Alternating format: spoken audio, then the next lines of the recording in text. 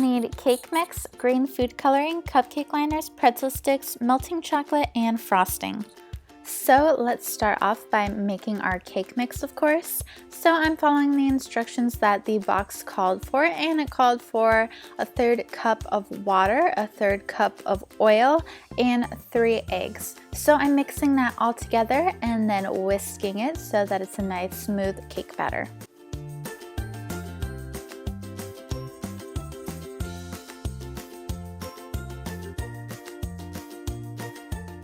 Once our cake batter is complete, we can go ahead and put the batter into the cupcake liners. I'm also using an ice cream scooper here to distribute the cake batter into the liners.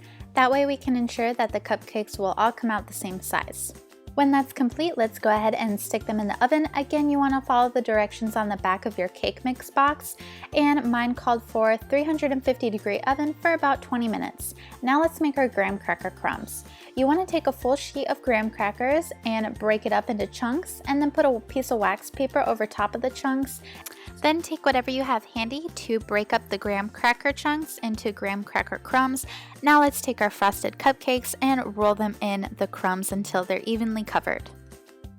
Now it's time for the melting chocolate. Let's take 4 squares of melting chocolate, place it into a bowl, put it in the microwave for a minute, pull it out of the microwave, start mixing it together, and then you want to add 3 drops of green food coloring and mix it up until you have green chocolate.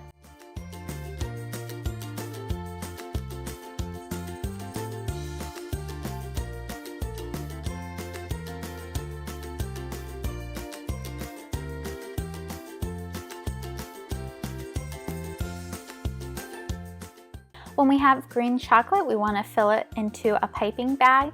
You can also use a Ziploc bag if you don't have a piping bag handy, and go ahead and fill it with the green chocolate. When you have all the green chocolate in the bag, you can snip the corner of it and begin to make your palm leaves. When the palm trees are all done, pop them into the freezer for about an hour or so, and then remove them from the freezer, and now we can begin to use them as a garnish for our cupcakes. You can also add some green sprinkles or green sprinkle flakes into the green chocolate before you freeze them. I totally forgot about the sprinkles, otherwise they would have been in with the chocolate. And now we're all done.